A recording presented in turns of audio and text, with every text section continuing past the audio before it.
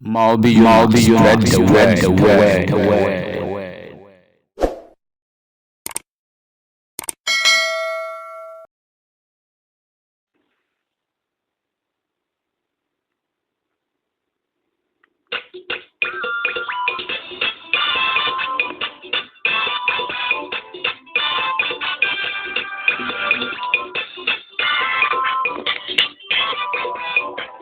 Hallelujah.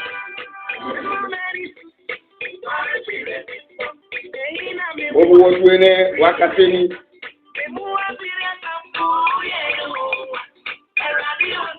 Wao mumunu. Guess why? Your First Corinthians chapter 1 verse 30.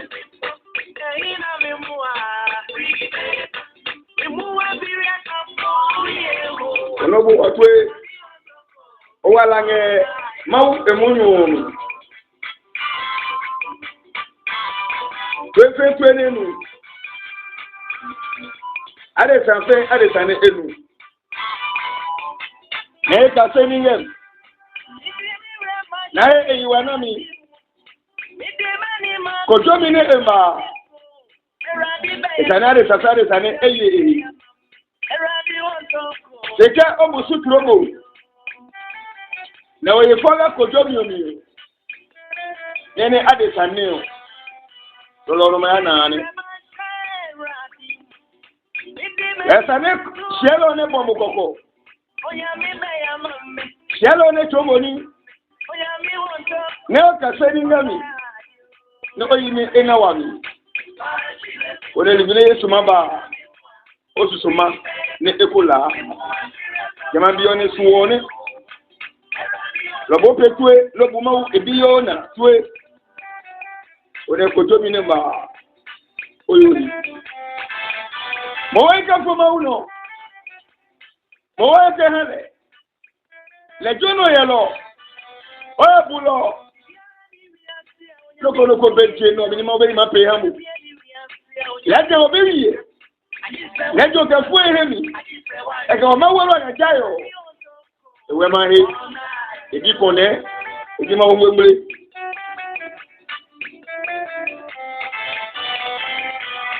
biara ni wi ase a onyame nsu mi nyo asemi ni wi ase a onyame nsu mi nko se wa mi sa adi se wa je onyame won to ko ona yo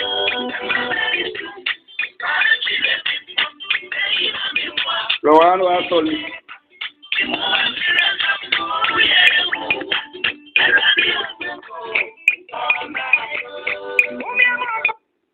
Wanunja Yesu inamusi. Yani onyam ke odromi o. Kenge hawo. Okay, wawo hemi onyam ke chujio. No afia gugu hama. One adra ahi. Yesu biokosu. Ohemi onyam inamusi odromi. Amen. Yo ke okane bofu me awomio. Eke sisi jio. Numlo kake ne maubo. Ne nimlino me kulana ne jio mio. Aje numlo kake no emi. Lo Adam jine ne maubo ne. Ne wa ene ye jio. Ebo yukete ina che hawa. Ihame hene ahi. Ne ange. Eno siyoka abe adehiyo. Ihame mla ne ayinu. Chono nyetahi. Eno nyekotahi. Nini ke nyetahi yo. Jewala nyem. Nini ke nyekotahi yo. Nyebenu ne. Siyade gehawa abui. Na atahi yo. Beno ba. Na wage bomu ne. Jamajiyo. Mauba kota jamajiyo mbemi. Enu dalo. Neji Noah again. Ni Noah ke eyibime ke enyanyeme ke eyume panyu. Mene paridra ne abowo ekomu neji bomi enyune. Eno siyo maulu jio kasafwa ni aya mine anepeo echo lo kukaya mami.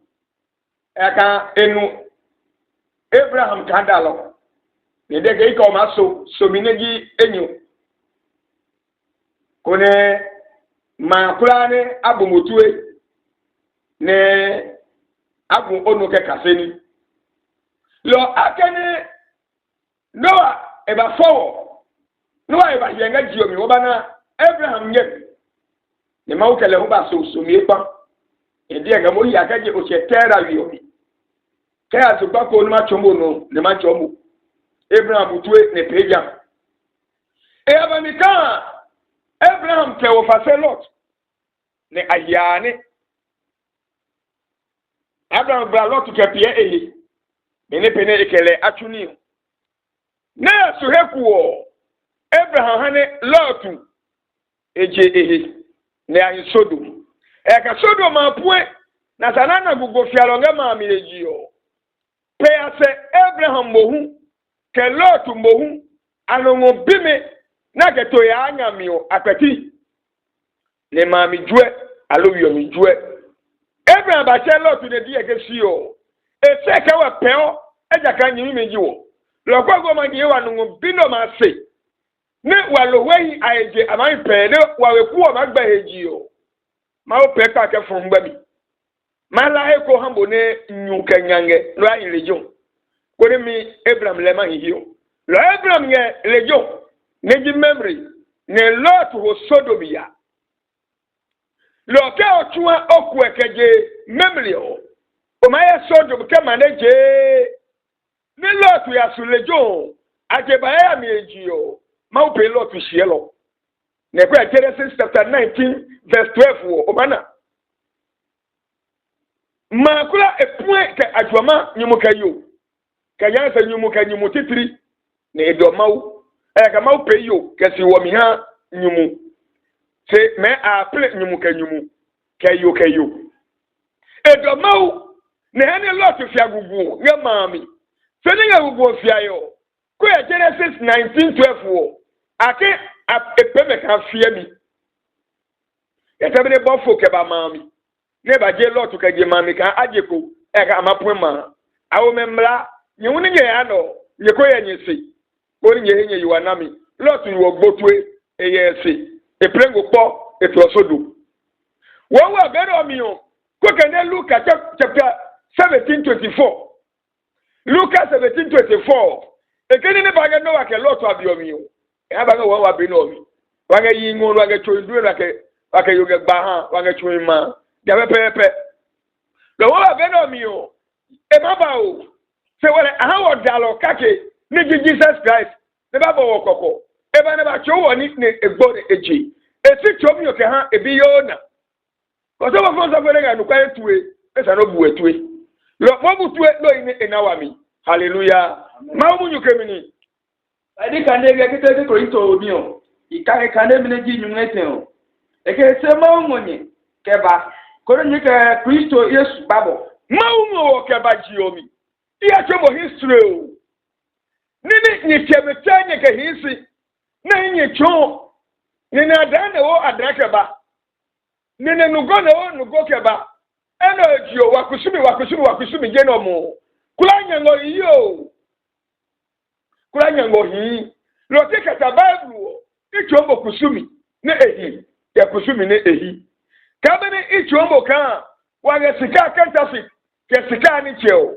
janunji wa kusumi omone o lo nimro ka ke to ne maubo lo jema numro emi ne jemi ede samekula ajione o lo kene ko go choka waneme na wo kusumi kaba alo waneme na hane wabahihi onyango yi mau ne ede okeo le ne bowo ne nume ka ke to ne ebo ne ji ada je hawa e hane nimro mekula je emi ne mune no wabahihi oni lo Yesu go mau no je keo emi mau ni ipenyi keba ni ke ye bi Yesu Kristo ne ba bo nwe jane mau e ode yone mau kwe keba kone wake ebi Yesu Kristo baba ohwe lo beno mi one meneji ohwe no kagebo meneji ne ngo paka meneji ono yelo ne meneji oblochon lo emi ma ebi yo na leo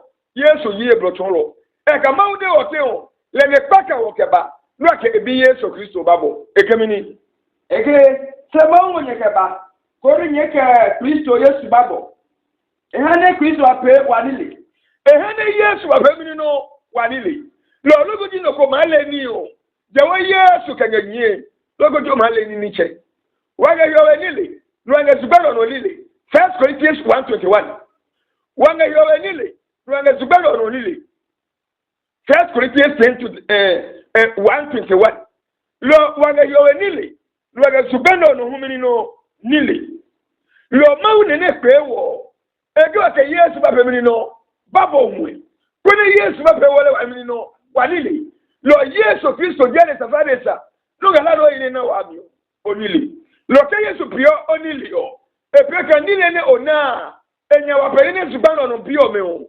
ahie ekemini I can get to verse 21 o eke mawo enile o kachi adesablo ona mawo le enile ne ke tiwo adesame blo konye adesa konye ne ebula enile mi no kelemawu nimo adesa ogogu mo enile mi no kelemawu egole kan nile o enyoyin waga yowe nile waga zubano no lile zubano no nile o jinene wa numeri na ali Kristo ahie ne yowe nile o jinene Yesu Kristo hie ne oke baane lo ne wa zubano no nile ne ohie o obekuru mi nyimaye wa zubano no nile ekuo ni ya chomu woni Galatians chapter 4 verse number 10 ona esuje ha adaliye atafotu na yiyo ake ajire han ake kayo aneneme ne ahuta ne ayekuni ake kayo me so beni sana ye jehanjio tiasu jema biomio kama una yebo no ahuta no ayekuni kunimio esa wa nyaka o mawime no nyam no Israel biome ka ahuta na ke ayenye yome ahuta na yekunimio aba wo mawime no nyam ka abana ba mawime no nyam na osida ka ije ke acho ketehiu ka pele ke atae nyoni o ayagbemi na ayo ana se ka ba kai mau na osida mse ije ke ha mawu o mau fio ase ne ka ayata nimlika apepa agwo me apete agame no kuno agbemi lo kama wane waye kunim ka gutami ko ne ka suje ha esade adali nawo anyonyam ke ha mawu apesole mi so ne atumawu mundu ke ha nimlome ne ati wojabi adwama kusumi dagemi ke awiye minya ngelejo lo ko ne asagotu be kesuwo osofo ine sanape ne atumunu kecho manchome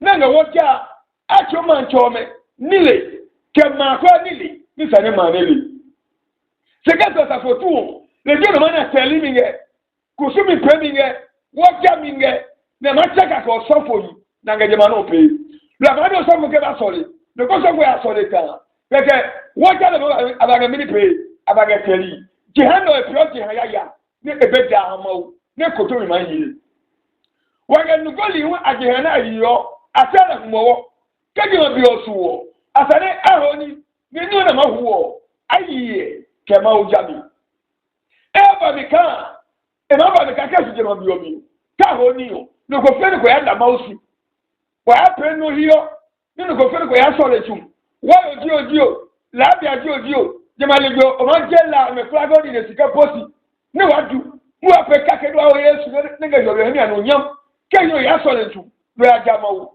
kenyo wa pe kakege mami no ape kutukpe no ape sole bu wa ka Yesu mi anu nyam ne ga mu no hoko oye no na gwajomi e ka ko o a cheke aboro koro nyamibi ke o kande Marko chapter 14:12 wo oye eyipo ke aboro koro nyamibi e ka kojiko ni eni ko ne ka ahuo ma sawe ne akahuo atele makuloro lo makuloro ko ya pio ni eni papa ne wa huo ne sare wa yi se kesi bedo mi ko wa huo wa ke abunsam ke azei ke pade ne yoko ebe apane ni nugole ni je ha epre azeje ha lo e bedo ba chomori kolega Kristo fo do jimuo kesu je ko ka be na miyo kesu je ko ka be na miyo esa no oyo hini na okoyefo ko le ehia ya sare ayeko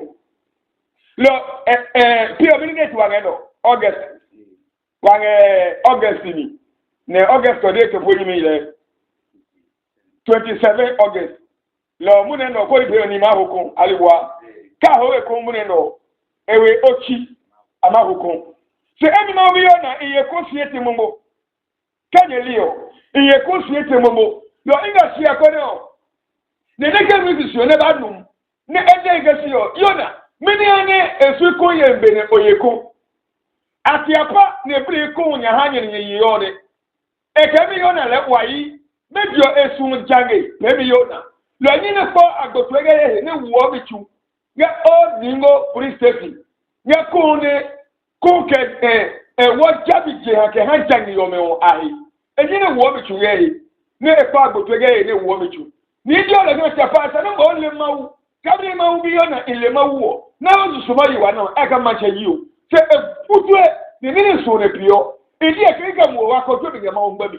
ba pio ja tiapa ge jada kanyi ma ye ko mani ma bli ko nya ni eni tu mi ata o lo keke ko nge shia ni go de ke o wa eni wo wa no fe no ba ka ma wo ni anyonyam ni wa ko wo wa no motu o kesi afole ke ni kusumi ya komasi no abagbo wa eni ba do de Galatians chapter 4 verse number 10 minere wo kale mi oke yetu obetiti kome jona wa to obetiti kome libi kome nyoyo kome Rami kome kache ya kome neneke pio kusumi no aja pio mi no kusumi eke epiomika degmatone igbonganye hiyo ma obi me no banye hiyo mione epe yaka abe mi no yaka Kristo fo do tio do ja sa fo tu je ha ke nugo je ha si yo o ma o ja no abe mi no yaka mini e ma pe yaka mini e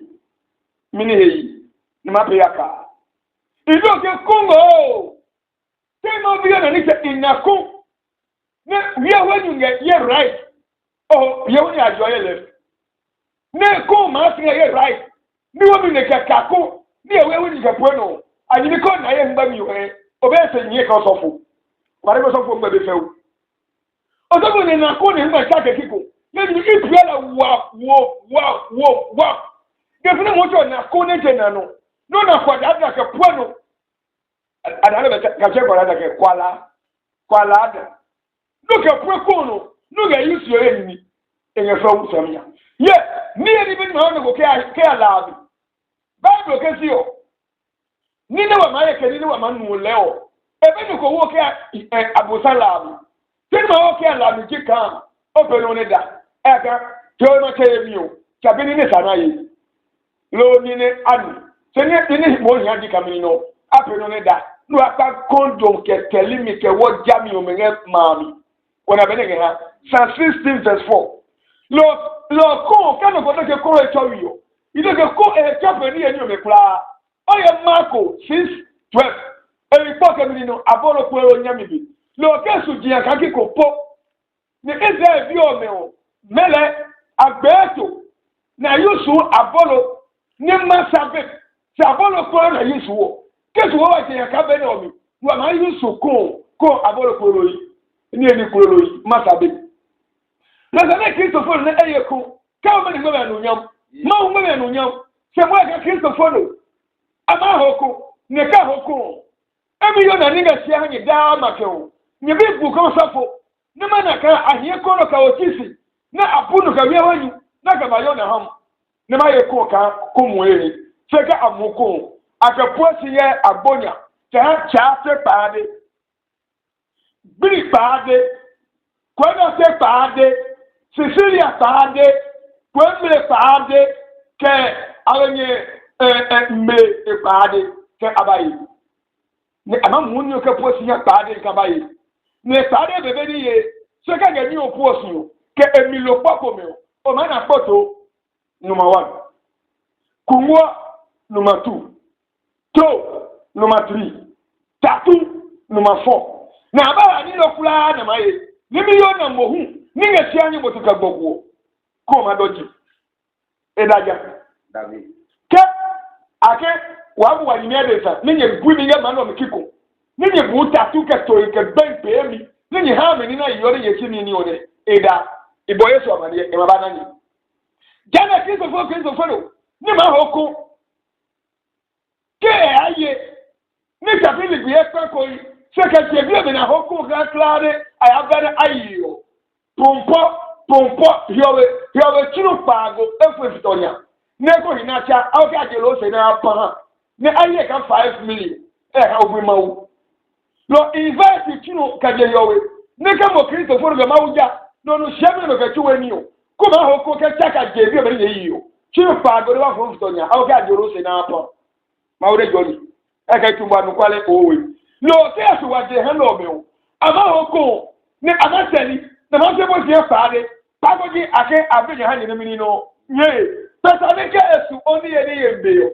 no ko ni tini ye ni onya ni do ke le pe ko subita lo o ye ni le no sika do ke hewie le no sika do ke heblefo le no sika do ke heblo ona o ya se ko jomi omi lo mo Kristo folo kesu be no ka ki go he mo ko mra no ye be me ne aho elulu ke ebehu o manyi maye ke je han behu o manyi maye ne se ke je han ba mo no ye lo akep ti ono meka be fe mi o manyi maye ku lo akep o ma woni ke yo wi o ehe na no nyam eno ne ke ni nga ye ji o ni nga no ji o nye pe ka o be na no nyam emi Yesu ke mi no nyam so to na ni eni o ne kwa aye na ga teli nga ye na ga fia yo o ye ne ya no Psalm 16 verse 4 egemini na na mi oke ni ne ai so ke anyemo pai asio so na wa ga mo pai eke ni ne so ke anyemo pai asio aha o maye baba wu ona o ye anu kale ma wo se lo anyema guri asio o ma na ha omi ya ibe be futuwe kape atalimi kusumi ome ibe abiatan wetete ona le telimi ka kusumi yo no aye kusumi ngalo onye so le ba aye hiawe ma o ke je ma chemo ebe abiatan wo ya ewurimi eno mi no ke bu David no lo ma o ke telimi ka kusumi yo ebe yo lo ne wa ke ha ba pre telimi ka kusumi pikiko ma o sa e ke jileju ode linya ta fotu inga yega kimi no na gape asuhefo na ke wa wo yo meba aba produce aba petelimi kerike ataka ko sofo no bo ni li ne sare ni etu ni magbo mala ona Colossians chapter 2 verse number 16 Colossians 2:16 lo ye ni bi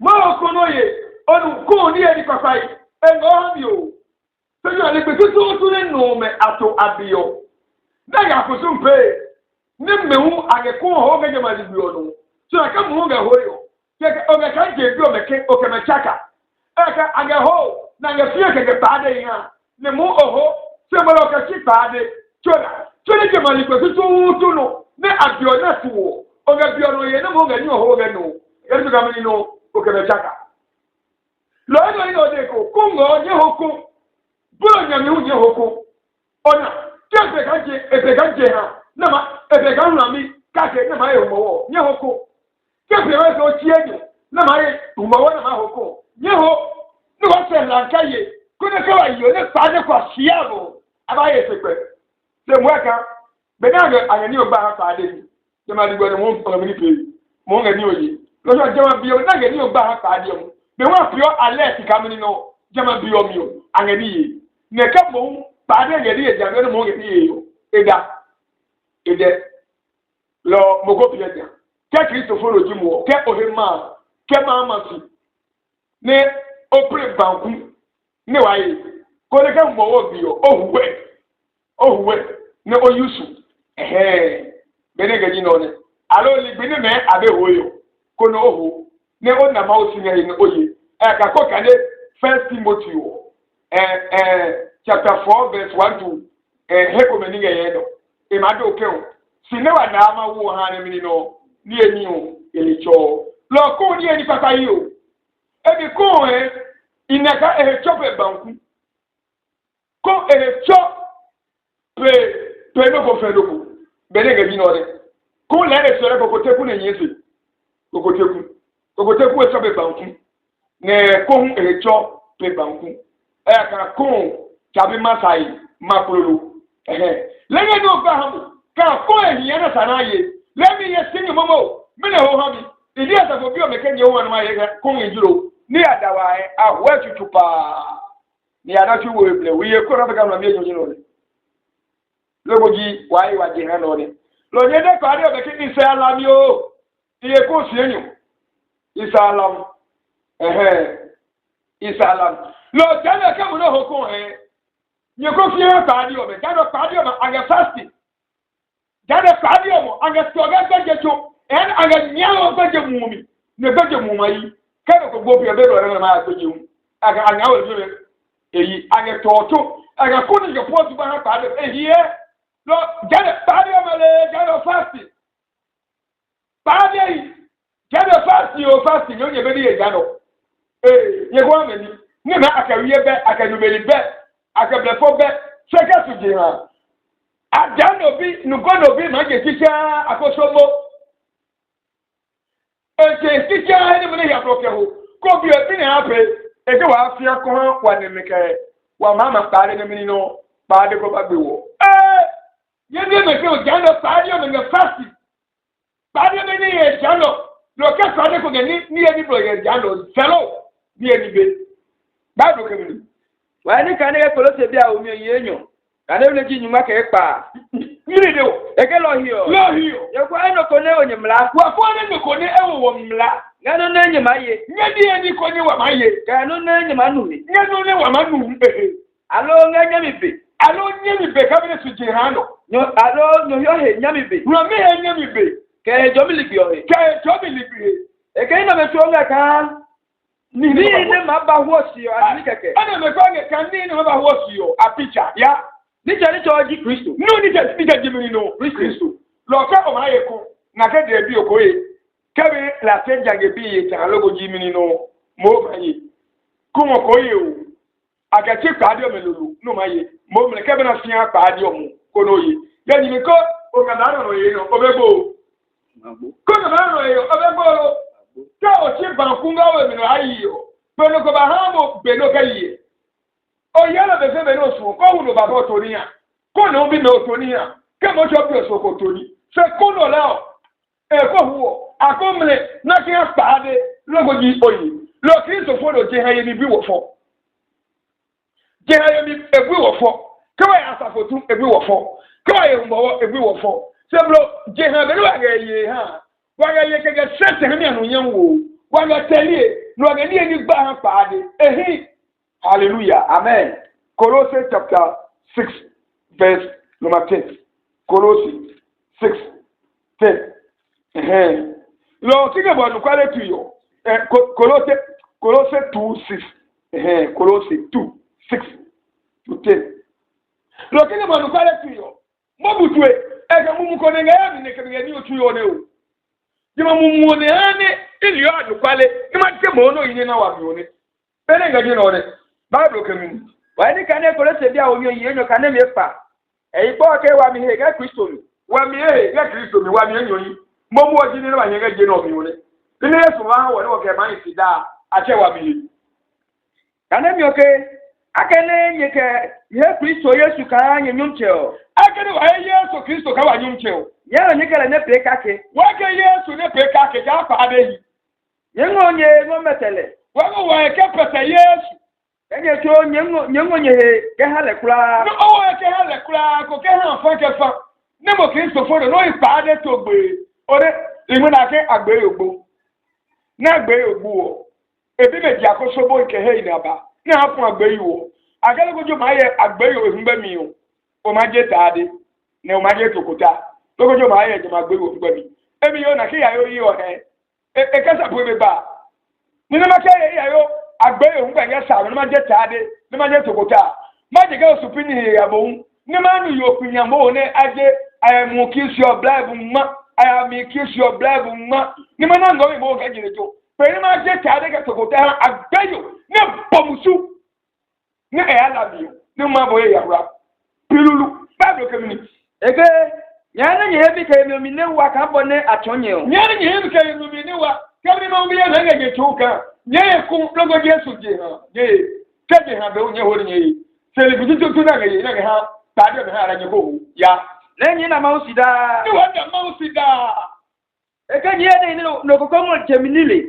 Nyene ni no kokomo jeno minile. Lo ya kasisi mi ke nyogwe. Lo ya kasisi mi ke ba pe o mi no nyogwe. Ki ho ye ni ho kun ni ya yiyo. Pe amande ke pade ne obi mai. Ki ho ni esu jehani ya ho ni mai yo. Pe akaba mande ke Mamre la seja ge bi na ye na tele logo jimini no emu mai. Who are you? Ejo jimini. Bado kemi.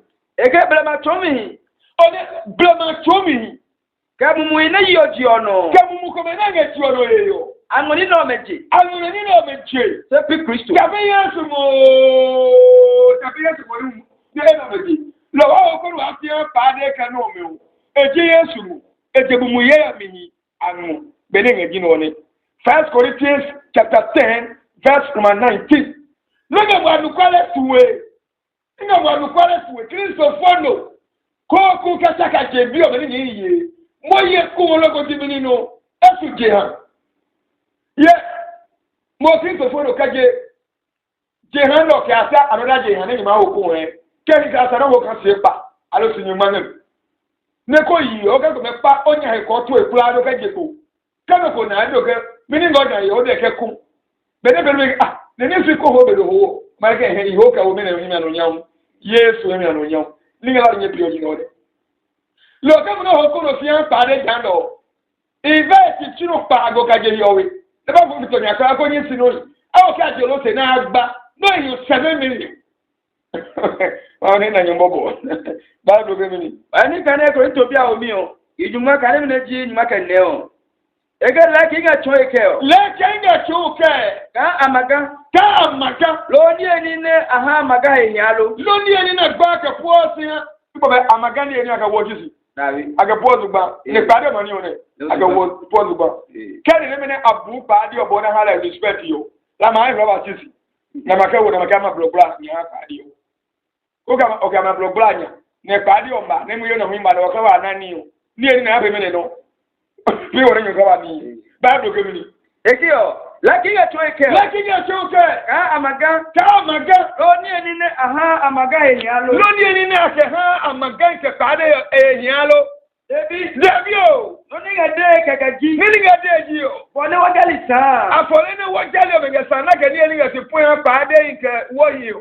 Mùwé àmì àtàánù ha. Àgẹ̀sìn kẹ́ni àzẹ́ ìkẹ́ pàdé ìkẹ́ nyọ̀ntò èlì hàn. Sepi mau. Kẹ́kẹ́ àmì máa wúna kẹ́kẹ́ hàn yòó. Ega ne isume ka nye ke muya mi ne bo hwe. Ne isume ka nye ke muya mi ne bo hwe. Kali gbe na ke kofi an pa de ne mo ho ne mo nge yi yo. Ye chale ke. Mi ni ke pe. Chale yi. Ba de o me wa ke nye ma pe. Ba de o me wa ke nye ma pe. Lo jana pa de do mo nye be ni eni. Jana pa de do mo ke ni nge fast. Wo wa ke fast pe ga di o lo pa de yi. You gather in your fasting. Hallelujah. Amen. Psalm 106, verse number 28. Psalm 106, verse number 26. 28. Lord, you mean, Nini go there and quality. You go up by the knee. Hey, take a leg for so bold, Leo, eh? A palem roll, never whatever they actually, Nafika, a tell you actually, Lune, a yo chicolo, a yo fellow, I can ya drop. As a boat in your call, and fear, if you want to go, I feel a cobier by a solid mowy woman. Ne are you are Jualonicaba, and you and Jessica, boha, you will let say a Osaka Cabanugo, and Madame Fia, Coraminino, Bade, Nepade. Hey, gather Father when you are fasting. Bade, you are fasting, the other woman. I'm not any person up, not going up, I don't know. Invite the children back, whatever folks on your crowd. I will say spiritual, spiritual. Allo Jolosi. Now, Baham, no, you 7 million. Mountain and your mobile. Bible community. Why can they allow me? Il a pas de gapa. Can I make you many of Pano? Pinero, a Cajano, Genio, Mama. Ya Piaget, Mamma, I. Mama, any Cristofolio. I am Piaget, Biobe, I. Ne Akame Jabba. Nega Puello. Ne Akame Jawo. Akame Jawo. Akame Jabba. Ya boy ne asaha ni gbogbo o mehu aka meyi ona ni ani na ke ha pa de o mehu o Jebe na pemini no agame local se ko se paade the mo ge on e paade yi you are eating with ghost alumini no Holy Ghost ghost you are eating with ghost you are the Holy Ghost or you are the ghost look at the ghost to omini no paade look if you are eating with a ghost are you a human being are you a Christian are you in what Many look at Padang and you are a human being, or you are a better, or you are on the father's enemy. Call on the brothers and John, look at Padang and you are a better, or you are a human being. Hallelujah. Babe, Sanesica Jerejo Bogo, no Hami, Chronica 10:13. Namawe Munokula Cabanyaku. Nema women are casting a mobile and preaching in a dinner. Lord, Pekka or Hoko poor, eh? Kona Padi on the bayou. Nye jebi obinere nenye huo nye go ha paade ije paade mega fasti ka paade be ka musisi no abana ma obi ona na de ke ma obi ona da ayi woni ha no ayi jano wa no ka ke o fasting kal fo wa no no wa ko ye ni o jano mini wa premolo ko de ma de me ko wo no ga jije mi wa pro fasting ko de wa soli me wa be fasting ye gbejibo agagba ye je ade acho bible kemini ani kan nga ko ni ka omi o Inyuma ka na ji nyuma ka ete o. Mini no. E ga shogbo. Ma se so gbo. E da ka eyi yawe anukwale. E ka eyi mawu anukwale. Eto yawe mlame anu. Eto mawu mlane ewu. Jane hu. E ani peli anu. E ya wayi anu. Ne e atepade. Ne ebile gawo. Se yawe mo le o. Ebuele gawo. Eno ejio. Mawu gbele. Lo ko nge pade se yen wegbo. You die. Kwa pade senye o magbo. Lo ma ugbe nu nge pade kusumi. Lo nye kope. O mana usa o mana ade sane eji akosomo. Enge mami. Kepe ya mi o yake o ton o che pade no. La sana hie tu. Keke ake tuodo ma hio enyu. Wa ma pade tu. Kenu lo ni chemi no etu. Lo nu mo ni che etu ya pio mi no to hio. Ne paade o ma to ya pio mi no to you. Nye paade nye so to you. Kebe nye chaki. Ne ka we ko nu to ma he to you. Ke to hio. Nye paade o mo nye die ke atake to. E ka jijo ka brechi me ne kreo. Jijo kre bi abrechi. Ne mo na to no mo le o. Ai abrechi zamra ko keso agbone nu sege ake ambo paade o. Ne ato we no mo le o. E wo jijo anangra mo le ai. Paade we ko nu to mo nye me be ha mi ko. Hey, ka to you me ka ba hanye ka so zumbe ko Nye we go to nye me be mi. E ka paade to ho. Amaye numari che to ne jijijo. Ne paade to ho mi no amaye. Na ma to wo ka po sam ni no paade be. We go to ba ne ngi onye ni. If ya to ho mi ni gbe. Ebe e chabo we ne pe ebe ya ka se ma me ne yetali. Ni gbe. Ni ba no paade to ka ogbeje ya. Egega fede mayokan amane wo to mi o wala la wanela wa mai le mumu oja juwo wiye mumu ayo lo mumu ayo ke pade ma no wiye o ma ho o to no so ga ne onye pade ne ye wiye o lo kakake ne ga ye bi te ga je gbeje keba nye ni ho o be fo ma e mamma for he run away joy Muya ni ni osi tuke nga hayo no nyego pega hu Bible kamini nyagbe kotefi alu chewe ko Psalm 2 verse 10 lo nye macheme niga suje ha ni yesteli kanya sa fotu kanya humowo nyi pateli ni ni jamawu ni nyi buma bi ona igbetuwe anu kwale tia lo ni nyi na wa Bible kamini kana mi ose Lohio. Nye mancheme. Nye kaseni. Nye zubano no yeli president ke lawyer mekanome o. Nye buga omitwe. Nye buma obiyona ka omitwe. Nye sumo ya kagbe. Waka wajama u kagbe yebi. Ye neto biblibli. Nye kuna siga ehe. Kwa kuna siga mau. Kabija. Kwa preja. Mafunye. Mikiri mafuo. Ngaketo. Ebo gbepwe. Magbo. Roka mancheme ngeteli kanya sapotuka umawo nilomo. Ame gbepwe. Agbemepoe mumu ma wone joni sina ha mawu no jino ne nga to epuo enu ye no ba 024 65 72 87 last number 2 Maobi Yona Idiamium. Konga WhatsApp number layo 0245 44 10 40. Munyi na wabanamu wa phone no butwe. Ko ala no ona wo ya YouTube na evangelist Maobi Yona o mana wo ran share. Chaos wo ya Facebook ne ogba Maobi Yona pe nyelejo. O mana wo ran share. Lo gba ni tan ni Maobi jo. Kade lo ka choke. Francis ne Shelole evangelist Maobi Yona. Mo ma che pipi lo. Keke ni toka no mo pe mi no. Eje pa no. Bye bye. Yes na joy. Enne joy bo yin no. E wo yibiri han yi. Na he wa yi kra wa yi wa no. Ye tum. Bye bye.